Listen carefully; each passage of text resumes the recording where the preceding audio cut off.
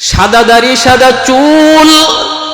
আমার কিছু বান্দা বান্দি রয়েছে বৃদ্ধ বয়স, কোমরে ব্যথা, হাঁটুতে ব্যথা, এরপরও আমি আল্লাহকে কষ্ট করে সাজদা দেয়। ফজরের সময়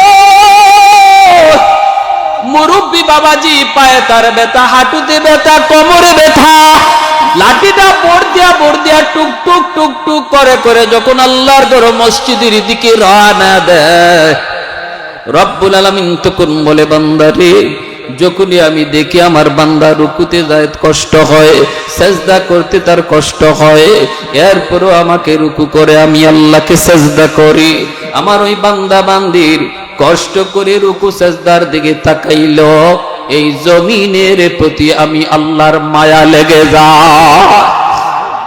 আলী রাদিয়াল্লাহু তাআলা আনহু মসজিদে নববীতে নামাজ পড়ার জন্য রওনা দেন। মায়ার নবী মসজিদে নববীর ইমাম। আলী একটা গলিপথ, চিকন পথ, এই গলিপথ পাড়ি দিয়ে মসজিদে নববীতে যাবেন। গলিপথটা এত চিকন, একজন ঢুকলে আর একজন পাস হতে পারে না। মুরব্বী একজন মানুষ লাঠিতে বর দিয়া গলিটা পার হয়। হযরত আলী রাদিয়াল্লাহু তাআলা আনহু এই মুরব্বী মানুষটারে পিছনে তিনি পড়ে গেলেন, আর মনে মনে ভাবতেছেন, হায়রে, এখন আমি কি করি? আমি যদি মায়ার নবীকে রুকুতে যায় পাইতে হয়, রাকাত যদি আমার ধরতে হয়, তাহলে তো এত লম্বা গলিপথ, এই গলিপথটা আমি আমার গতিতে যাওয়া দরকার। আমি যদি আমার গতিতে যাই, তাহলে এই মুরব্বী বাবাজির একটু ধাক্কা দিতে হয়, তার একটু চাপ দিতে হয়, অন্তত এতটুকু বলতে হয়, বাবা একটু রাস্তা দেন, কারণ ইনি তো মুরব্বী। আস্তে আস্তে লাঠিতে বর দিয়ে তিনি যাইতেছেন। কিন্তু হযরত আলী নিজের মন কি জিজ্ঞেস করেন, আলী রে, একটু বল তো দেখি, তুই কি মুরব্বী মানুষটারে একটু কষ্ট দিবি, তারে কি একটু চাপ দিবি, নাকি তার পিছনে পিছনে যাবি? আলী রাদিয়াল্লাহু তাআলা আনহু তিনি সাথে সাথে মায়ার নবীর একখান হাদিস মনে পড়ে গেল।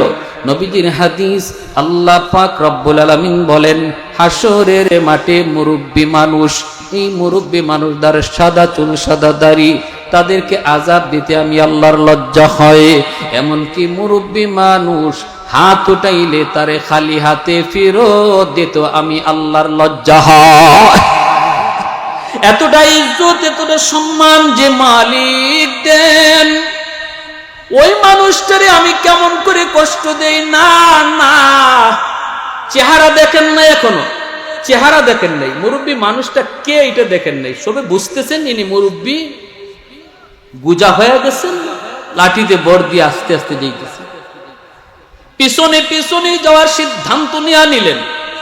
এইদিকে আল্লাহর নবী মসজিদে নববীতে ইমাম, রহমাতুল লিল আলামিন, সরওয়ারে দু জাহান, তিনি মদিনার মসজিদের ইমাম। মায়ার নবী কেরাত শেষ করে রুকুতে চলে গেলেন। আলীর তো মনে মনে ইচ্ছা ছিল নবীকে রুকুতে পাওয়া, একটা রাকাতের জন্য না ছুটে, কিন্তু এই মুরব্বী মানুষটার ইজ্জতি দিয়ে যাইয়া তিনি মনে মনে সিদ্ধান্ত নিয়ে নিছেন, এক রাকাত আমার গেছে, রাকাত আমার আজকে পাওয়া হবে না। আলী পিছনে পিছনে যাইতেছেন, কিন্তু ওনার এই আমলটা আল্লাহর কাছে এত পছন্দ হয়েছে রে, রব্বুল আলামিন তিনি জিব্রাইলকে ডাক দিয়ে কই, জিব্রাইল, তাড়াতাড়ি আমার বন্ধুকে যায়া বলো, বন্ধু যেন রুকু লম্বা করে। আল্লাহ নবী রুকু, জিব্রাইল কানে কানে কই, নবী গো, রুকু থেকে মাথা উঠায়েন না, ওগো নবী, রুকু থেকে মাথা উঠায়েন না, রুকু লম্বা করেন, কারণ আপনার আলী এখনো জামাতে শরীক হতে পারে নাই। আল্লাহ নবী রহমতের নবী রুকু লম্বা করতেছেন, আর আলীর প্রতি মনে মনে রাগ করতেছেন, আলী কেন আজকে এই দেরি করলো আর আমার এত লম্বা রুকুতে রাখলো। নবীজি মনে মনে আলীর দিকে অসন্তুষ্ট। আর রুকু লম্বা করেন। হযরত আলী রাদিয়াল্লাহু তাআলা আনহু রুকুতে আয়া পায়া গেলেন নবীকে। যেই মাত্র নবীকে রুকুতে পায়া গেছেন, তখন আল্লাহ পাক রব্বুল আলামিন জিব্রাইল কয়, জিব্রাইল আমার বন্ধুকে বলো বন্ধু যেন মাথা উঠায়, কারণ আমার আলী জামাতে শরীক হয়ে গেছে। ওগো নবীজি, মক্কা থেকে আমি আপনার সাথে হিজরত করে মদিনায় এসেছি। মদিনায় আমার কোনো ঘর নাই, বাড়ি নাই, চেহারা সুরত আমার ভালো না, কালো। আরবের মানুষ আমাকে গুরাবুল আরব কয়, আরবের কাক কইয়া সম্বোধন করে। এত কালো, এত কালো, এজন্য কেউ বিয়ে দেয় না, প্রস্তাব দেয় বিয়ে দেয় না। কেউ যদি বিয়ে না দেয় আমি বিয়ে করব কেমনে? আর আপনি বলতেছেন বিয়ে না করলে আপনার উম্মতি না, আপনার দলভুক্ত না। এখন আমি কি করি? আমার তো বিয়ে করার ইচ্ছা, কেউ যদি দেয় না আমি করব কি গো নবী? এই পেরেশানি নিয়ে আমি আপনার দরবারে এসেছি। আল্লাহর নবী, রহমতের নবী তখন বলেন, সাদ রে, কেউ যদি তোমার কাছে বিয়ে দেয় না, কয় না। নবী বলেন, যাও, মদিনার অমুক লোক একজন জমিদার, মদিনার সবচেয়ে বড় জমিদার, সে সম্পদের কোনো অভাব নাই, সন্তান মাত্র একটা মেয়ে সন্তান, তার কাছে তুমি বিয়ের প্রস্তাব লয়া যাও, বিয়ের প্রস্তাব লয়া তুমি যাও। এই কথা বলা মাত্রই তিনি বলতেছেন, নবী গো, যায়া কি কইমু? তুমি যাই আমি নবীর পক্ষ থেকে সালাম দিবা আর বলবা আমি নবী তোমাকে পাঠাইছি। দৌড় দৌড় শুরু করে দিলেন। এ যুবক, একটা যুবকের ঘটনা শুনো। তোমার মতো একজন যুবক, তার ভিতরে যৌবনের পাগলামি ছিল, তার ভিতরে যৌবনের তাড়না ছিল, কিন্তু কিভাবে যৌবনটাকে কন্ট্রোল করেন? না না, যৌবনের পাগলামি করেন না। আল্লাহ পাক রব্বুল আলামিন বলেন, জমিনের মধ্যে এমন কিছু যুবক রয়েছে যৌবনের পাগলামি করে না, পাগলামি করার মন চায়, কিন্তু না না, ঘোড়ার লাগাম যেভাবে টেনে ধরে, এমন কিছু যুবক যৌবনে তার পাগলা ঘোড়ার লাগাম টেনে ধরে। বন্ধুদের সাথে জিনার আড্ডায় যায় না, কখনো ডাব চুরিতে শরীক হয় না, না না, মারামারি খুন খারাপিতে যায় না, বাপ-মার সাথে বেয়াদবি করে না, মুরব্বীদের সাথে বেয়াদবি করে না। ওই যুবকের মাথায় নবীর সুন্নত টুপি পাওয়া যায়, মুখে নবীর সুন্নত দাড়ি দেখা যায়, মসজিদে তারে নামাজের কাতারে দেখা যায়। ওয়াজ মাহফিল আসলে পরে তারে শ্রমিকের মতো, নবীর একজন সৈনিকের মতো কাতারে পাওয়া যায়। আল্লাহ বলেন, লাউলা মাশাইখু রুক্কা ওয়াশ-শাবাবু খুশশা ওয়াল আতফালু রুদ্দা ওয়াল আনামু রুত্তা লাজআলতুস সামাআ হাদিদা ওয়াল আরদা খাফসাফা ওয়াত তুরাবা রামাদা ওয়ামা আনজালতু মিনাস সামাই কাতরা ওয়ামা আমবাততু মিনাল আরদি নাবাতা বাল আনজালতু আলাইকুমুল আযাবা সাব্বা। আল্লাহ বলেন, জানুনি জানুনি জানুনি, জমিনে এই পরিমাণ গুনাহ হয়, ওই গুনাহর কারণে আমার আযাব জমিনের উপরে ধেয়ে আসতে চায়। কিন্তু আমি যখন দেখি জমিনে এমনও কিছু যুবক যৌবনে তার কলিজায় আমি আল্লাহর ভালোবাসা মহব্বত জমায় নেয়, ওই যুবকের দিকে তাকাইয়া গুনাহগার জমিনের প্রতি আমি আল্লাহর মায়া লেগে যায়। এ যুবক, তুমি যদি বলো আমি পারি না, পারি না, তাহলে আমি বলবো পুলিশে যাও, সেখানেও যুবক পুলিশ নামাজি পাইবা। র্যাবে যাও, সেখানেও যুবক র্যাব নামাজি পাইবা। ঢাকা ইউনিভার্সিটিতে আমি গেলাম, বন্ধু আমাকে ইনভাইট করলো, জোহরের নামাজ পড়লাম, বন্ধুর সাথে নামাজ পড়লাম। নামাজ শেষ করার পর বন্ধু আমার সাথে হাত মিলায়। আরেকজন যুবক, বড় সুন্দর চেহারার, এত সুন্দর তার চেহারা, নুরানি চেহারা, চাপদারি, কচকচে কালো, মাথায় তার সাদা পাগড়ি, হাত মিলায়। আমার বন্ধু আমাকে বলতেছে, দোস্ত চিননি? কয় না। আমি বললাম না। কেমন করে চিনব? চিনি না। কয় আমার দোস্ত। আমি বললাম তাহলে তো আমারও দোস্ত হাবিবুল হাবিবে হাবিবুন, বন্ধুর বন্ধু বন্ধু হয়, তাহলে তো সেও আমারও বন্ধু। আমারে দোস্ত কয় দোস্ত বলো তো দেখি, বলো তো তারে দেখলে তোমার কি মনে হয়? আমি বললাম মনে হয় কোনো মাদ্রাসায় পড়ে, নতুবা কোনো মাদ্রাসায় পড়ায়। দোস্ত কয় দোস্ত জীবনে কোনোদিন মাদ্রাসায় যায় নাই, মাদ্রাসায় পড়ে নাই, শিশুকাল থেকে বাল্যকাল থেকে স্কুলে লেখাপড়া করে ঢাকা ইউনিভার্সিটিতে ভর্তি পরীক্ষায় ফার্স্ট ক্লাস ফার্স্ট হয়েছি। জীবনে বালিক হওয়ার পর থেকে নামাজ ছাড়ে নাই, জন্মদারিটা পর্যন্ত কাটে নাই। আমি দৌড় দিয়ে আগে আব্বুকে জড়াই নিলাম। আমার দোস্ত কয় ঢাকা ইউনিভার্সিটিতে ইংলিশে অনার্স ফার্স্ট ক্লাস পাস। ইউনিভার্সিটির সমস্ত শিক্ষকরা তারে চিনেন, ছাত্রছাত্রীও সবাই তানে চিনে। বুকটা মিলায় কপালে চুমুকায় বলতেছি ভাই রে, এই পরিবেশে তুমি কেমন করে নিজেরে বাঁচায় রাখছো? কেমন করে তুমি গুনাহ থেকে নিজেরে বাঁচায় রাখছো? চোখের পানিটা ছেড়ে যুবক কান্দে আর কয় হুজুর একটু মন ভরে দোয়া কইরেন। আমাকে দেখলে ভার্সিটির মেয়েরা পর্যন্ত মাথায় কাপড় দিয়া দেয়। যুবক আমি বলি সে যদি পারে তুমি কেন পারবা না? পারবো না এই শব্দটা হলো কেউ পারে না এমন জিনিস কি পারবো না কয়? হাজারো মানুষের ভিতরে যদি দুইজন পারে বোঝা যায় কাজটা করা সম্ভব। আর একটু জোরে বলেন ঠিক কিনা? একজনও যদি পারে তাহলে বোঝা যায় সম্ভব। লা ইউকাল্লিফুল্লাহু নাফসান ইল্লা উসাহা। আল্লাহ বলে এমন কোন কাজের নির্দেশ আমি আল্লাহ তোমাকে করি নাই যেই কাজটা তোমার দ্বারা সম্ভব নয়। এমন কোন কাজের আদেশ আমি আল্লাহ তোমাকে করি নাই রে বান্দা। যতগুলো আদেশ তোমাকে করেছি সবগুলা তোমার জন্য সম্ভব। এজন্য ভাইয়েরা বন্ধুরা আল্লাহ পাক বলে আমি যখন জমিনের মধ্যে তাকায় দেখি কিছু যুবক যৌবনে পাগলামি করে না, যৌবনে সে গুনার আয়োজনে যায় না, যৌবনে তারে নেক কাজে পাওয়া যায়, যৌবনে তারে মসজিদে পাওয়া যায়, হারাম প্রেম ভালোবাসা অন্তরে নেয় না, আমি আল্লাহর প্রেম অন্তরে জমা নেই, নবীর আদর্শ কি নিজের আদর্শ বানায়, বাপ মার সাথে ভালো আচরণ করে, মুরব্বীদের সাথে শ্রদ্ধা করে। আল্লাহ পাক বলেন যখনই আমি দেখি ওই যুবক তার কলিজায় আমি আল্লাহর ভালোবাসা, ওই কলিজার দিকে তাকাইয়া গজবের আগে আমি রহমত পাঠায় দেই। ইন্না রাহমাতি সাবাকাত আলা গজবি। গুনার কারণে গজব ধেয়ে আসে, ধেয়ে আসে, গুনার কারণে গজব ধেয়ে আসে।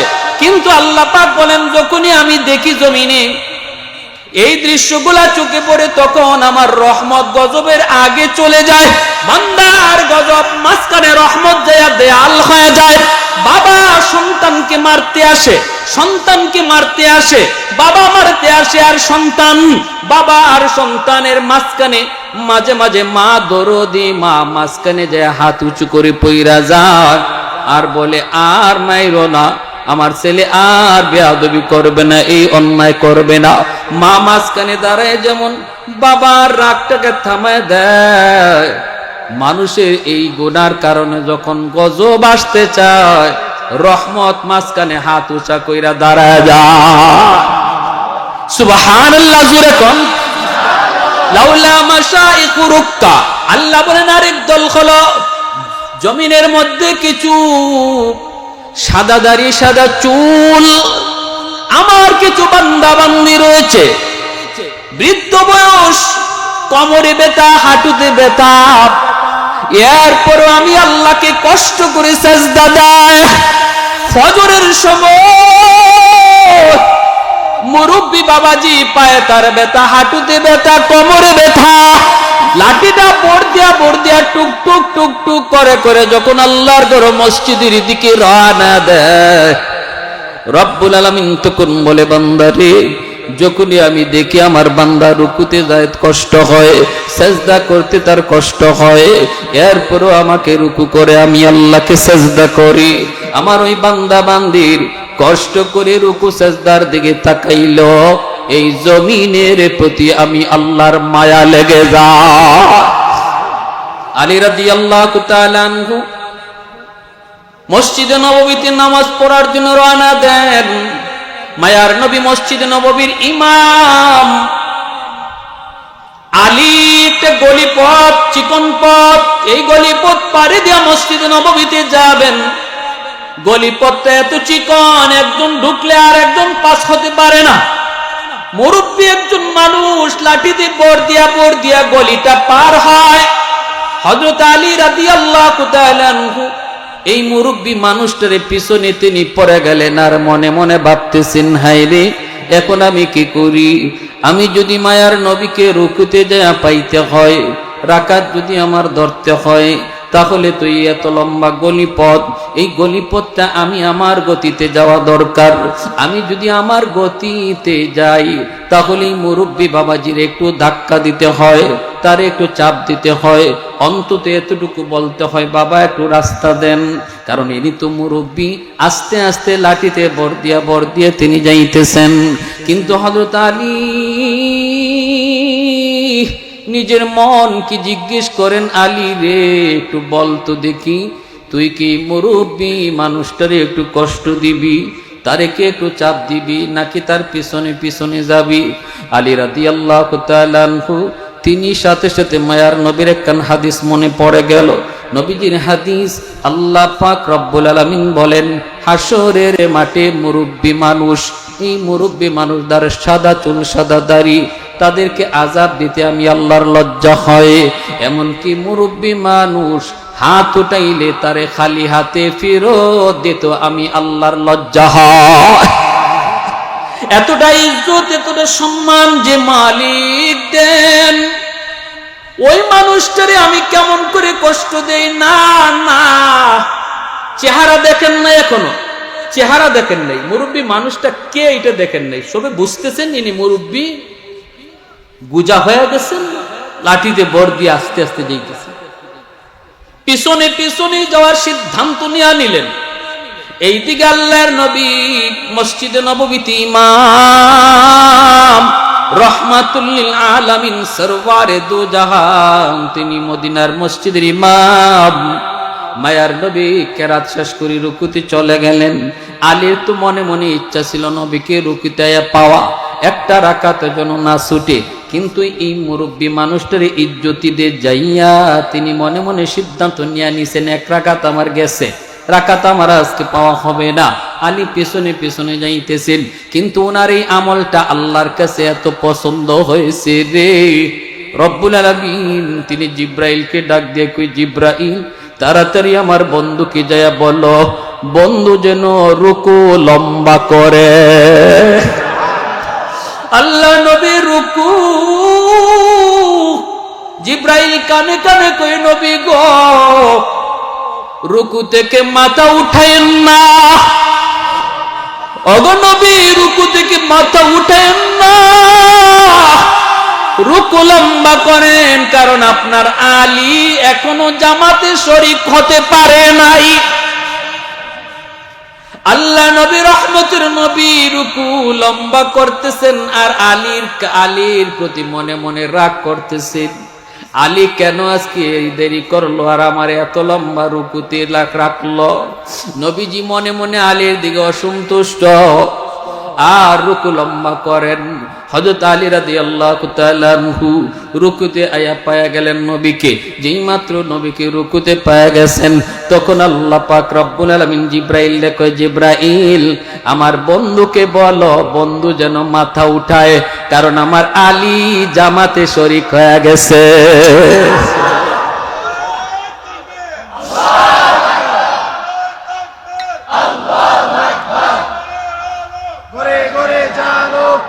शाफ़िअ रूज़ जज़ा व ज़ा ख़तीब अंबिया, शाफ़िअ रूज़ जज़ा व ज़ा ख़तीब अंबिया, साहिब हौज़ व ज़िल खुदा रूज़ अतीब, साहिब हौज़ व ज़िल खुदा रूज़ अतीब।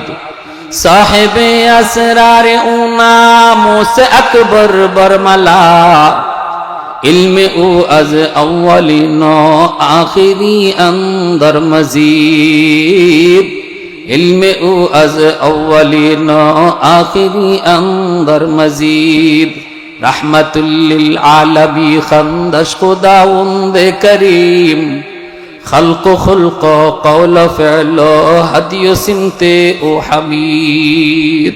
अल्लाहु अकबर, जुरे बोलेन। নামাজ শেষ হওয়ার পর নবীজি আলীকে ডাক দিলেন, আলী, ও আলী, এদিকে আসো। কেন আজকে নামাজে আসতে দেরি হলো? অন্যদিন তো তোমার এত দেরি হয় না। হযরত আলী বলেন, কই গো নবী, বেশি দেরি হয় নাই, আমি তো আপনাকে রুকুতে পাইছি। আল্লাহর নবী মুস্কি হাসেন আর বলেন, আলী রে, রুকু কেমনে পাইছো, তোমার তো খবর নাই। ও আলী, রুকু কেমনে পাইছো, খবর তো তোমার নাই। খবর তো হয়ে গেছে আমি নবীর। অনেক লম্বা রুকু করতে হয়েছে তোমার জন্য। কি হয়েছিল একটু আমি নবীকে খুলে বলো। এতটা কি প্রিয় কাম, এতটা মায়ার কাম, এতটা নেক কাম তুমি কি করেছো যে জন্য আল্লাহ পাক আমাকে রুকু লম্বা করে দিলেন? হযরত আলী রাদিয়াল্লাহু তাআলা আনহু এবার টের পাইলেন ঘটনা কই গে গড়াইছি। হযরত আলী বলেন, নবী গো, বেশি নেক আমল মনে পড়ে না, তবে যদ্দূর মনে পড়ে একজন বৃদ্ধ মানুষের সম্মান করেছিলাম, সাদা দাড়ি সাদা চুল মানুষটারে ইজ্জত করেছিলাম। নবী বলেন, আলী রে, এই ইজ্জতটা আল্লাহর কাছে এত পছন্দ হয়েছে রে, আল্লাহ তোমার মনের আশা পূরণ করার জন্য আল্লাহ আমার রুকু লম্বা করে দিছে। এজন্য বলি রে যুবক, সাবধান, মুরব্বী বাবাজিদের সাথে বেয়াদবি করবা না। দুনিয়া বরবাদ, আখিরাত বরবাদ। আল্লাহ যাদেরকে মুরব্বী হওয়ার কারণে এত ইজ্জত দিছি, আল্লাহ পাক রব্বুল আলামিন কয়, সমাজের মধ্যে এমন কিছু মুরব্বী আছে, সাদা দাড়ি সাদা চুল, ওরা যখন কষ্ট করে করে রুকু করে সিজদা করে, ওদের দিকে তাকাইলে জমিনের প্রতি আমার মায়া লেগে যায়। লাউলা মাশাইখুর রুক্কা ওয়াশশাবাবু খুশশা ওয়াল আতফালু রুদ্দা। আল্লাহ বলেন, আরেকটা দল হলো ঘরে ঘরে কিছু শিশু বাচ্চা আছে, ওই শিশু বাচ্চাগুলির উপরে শরীয়তের কোনো বিধিবিধান আরোপ হয় নাই, নামাজের কোনো বিধান বাচ্চার উপরে নাই, রোজার কোনো বিধান বাচ্চার উপরে নাই। না না, শরীয়তের বিধিবিধান তার বাপ মার উপরে, বড় ভাই বড় বোনের উপরে। এই বাপ মার গুনার কারণে যখন জমিনে আযাব আসে, গজব আসে, এই গজবের শিকার শিশু বাচ্চাটা হইয়া যায়, অথচ এই বাচ্চাটার কোনো অপরাধ নাই রে, এই বাচ্চাটার কোনো গুনাহ নাই। গুনাহ যদি করছে তার মায়, গুনাহ যদি করেছে তার বাবায়। বাচ্চাটা কিছু জানে না, বাবা সুদের টাকা ঘরে ঢুকাইছে, সুদের টাকা ঘরে ঢুকাইছে, বাচ্চায় কিছু জানে না, সে নিষ্পাপ, সে অবুঝ।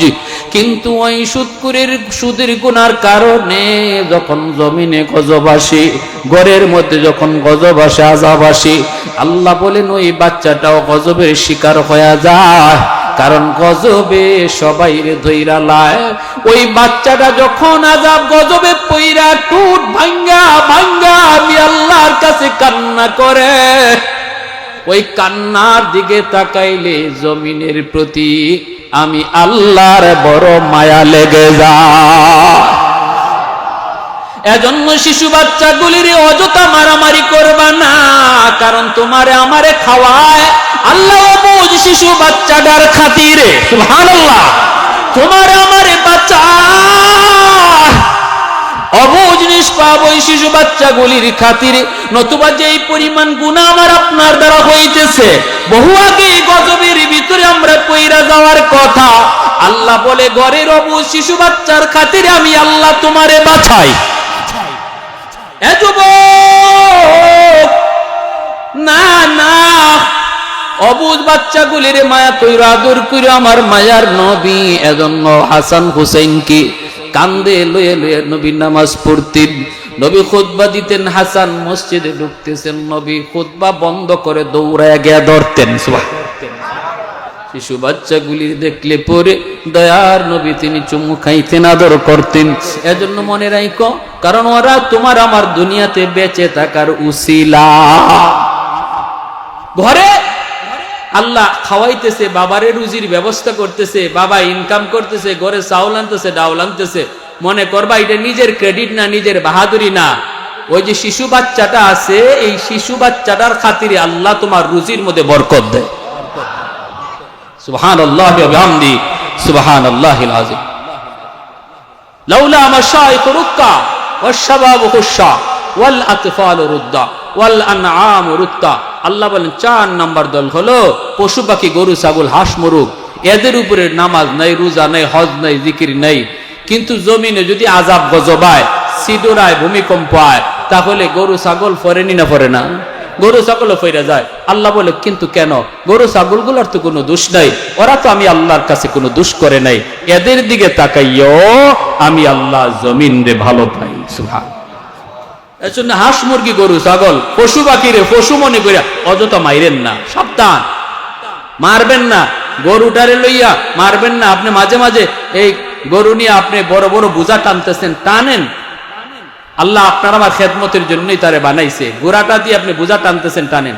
কিন্তু খামোখা এই যে পিটা, একটা পিটনির দ্বারা অনেক গরুর গায়ের মধ্যে দাগ পড়ে যায়, ঠিক কিনা? জোরে কোন? আহা, হাদিসে কুদসি বলতেছি, মায়ার নবীর হাদিস, ভাষা আল্লাহ। আল্লাহ বলে যে গরুটারে পিটা দিয়ে তার শরীরের মধ্যে একটা দাগ ফালাই ফেলছো, এই গরুর খাতিরে আমি আল্লাহ তোমারে খাওয়াইতেছি, তোমারে পালতেছি। এই পশুটার খাতিরে আমি আল্লাহ তোমারে পালতেছি, কারণ তোমার যে পরিমাণ গুনাহ জমিন আর লোড লয় না। আল্লাহ পাক বলেন জমিন প্রতিনিয়ত কই মালিক ধ্বংস করে দেই, ধ্বংস করে দেই। ওয়াল বাহরা ইস্তাজিলু রাব্বাহু, সাগর মহাসাগর বলে আল্লাহ ধ্বংস করে দেই, ধ্বংস করে দেই।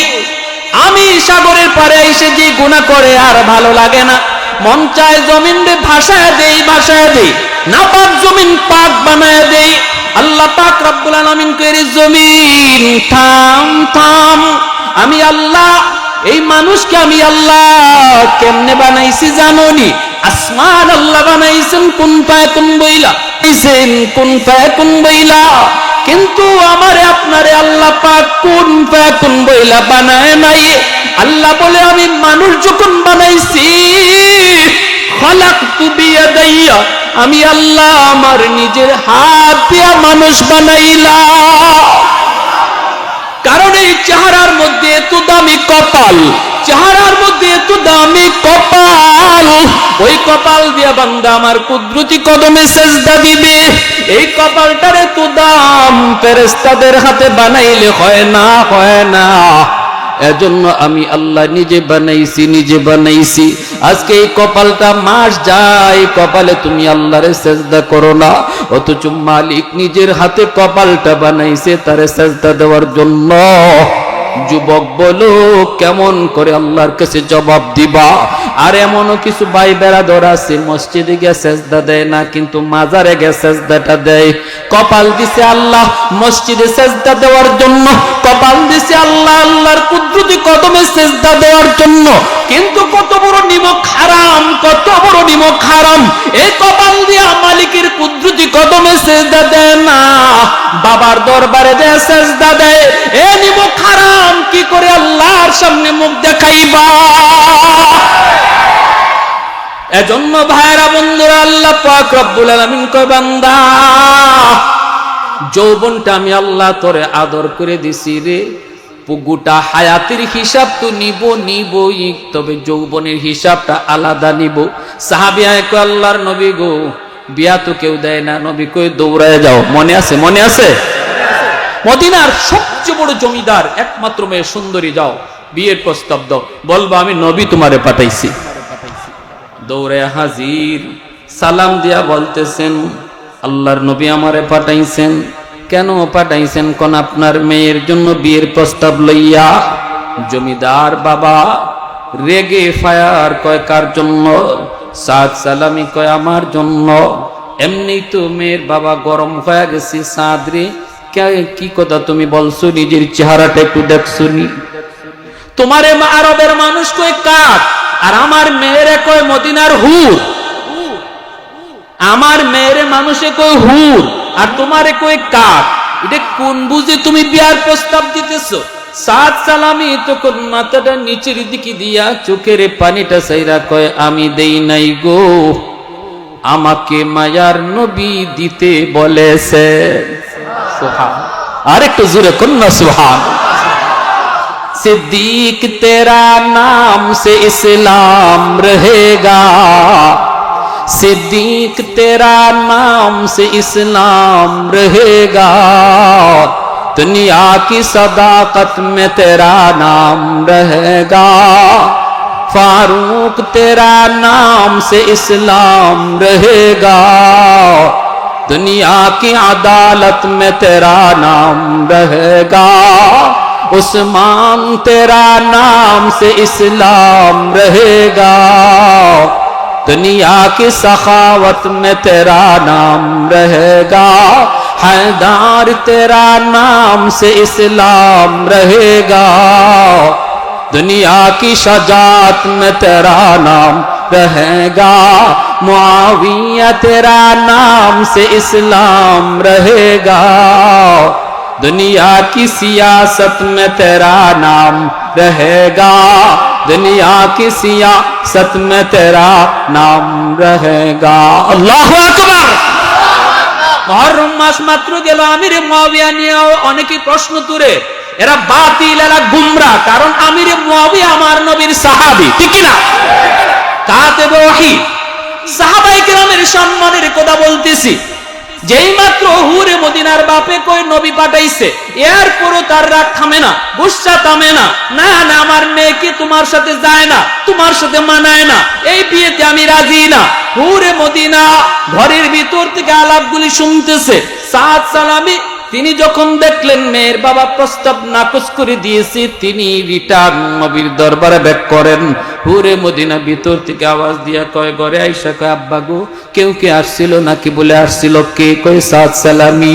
হুরে মদিনায় কয়, বাবা কেন এসেছিল? সাদ সালামি কয়, মারে বিয়ার প্রস্তাব লইয়া আইছে। কয় কার জন্য? কয় তোমার জন্য। কে বিয়া করতে চায়? কয় সে নিজেই। এই কথা বলতে হুরে মদিনায় কয়, বাবা গো সাদ সালামিকে আমি ভালো করে চিনি, কালো কালো কালো কুৎসিত কালো, নাক মুখের সেন্টার একটাও ঠিক নাই, মদিনায় তার ঘর নাই, বাড়ি নাই। এমনি বাপে কয়, মারে তাহলে তো তুই ভালো করে বুঝবি আমি কেমনি এই বিয়া প্রস্তাবটা রাজি হই। ধমক দিয়ে বের করে দিয়েছি। হুরে মদিনা বুদ্ধিমতী মেয়ে ডাক দিয়ে কই, বাবা তুমি কি জিজ্ঞেস করেছো প্রস্তাবটা কে দিছি? কই মা জিজ্ঞেস করেছি, প্রস্তাবটা তার নয়। কার? কই মায়ার নবীর। এই কথা বলতেই মেয়েটা চিৎকার দিয়া কান্না শুরু করে দিছি, চোখের পানিটা ছেড়ে কই, বাবা বাবা গো তুমি কি ভুল করেছো? এই প্রস্তাব যদি আমার মায়ার নবী দেওয়া থাকেন তাহলে সাদ সালামির পরিচয় নতুন করে শোনো। সাদ সালামি এত সুন্দর, আরবে সাদের মতো আর কোন যুবক নাই। বাবাই কই, মা একটু আগে তুই কইলি কালো কালো কালো, এখন কই বিশ্ব সুন্দর। মেয়েটাই কই, বাবা তুমি বুঝো নাই, আমার মায়ার নবী যেই দুই চোখ দিয়া এই বাড়ির জামাতা তিনি পছন্দ করেছে গো, এই চোখ পৃথিবীর শ্রেষ্ঠ চোখ। আল্লাহ এর চেয়ে সুন্দর চোখ পৃথিবীতে আর কাউরে দেয় নাই।